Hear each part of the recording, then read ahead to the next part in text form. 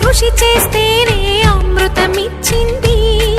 అవరోధాల దీవుల్లో ఆనంద నిధి ఉన్నది.